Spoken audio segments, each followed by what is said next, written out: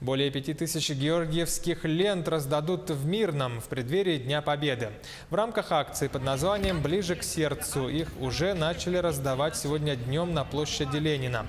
Их не просто дарят жителям, но и рассказывают об истории этой акции, а также правильном завязывании и закреплении ленточек.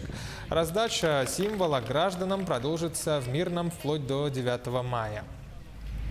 Мы сейчас волонтеры от 7-й школы «Седьмое чувство».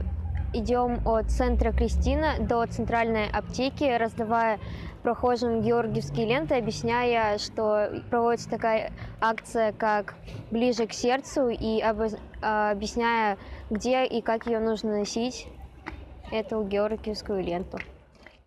День Победы как бы почитается для... все люди знают этот праздник, и у людей вырабатывается за этот праздник гордость.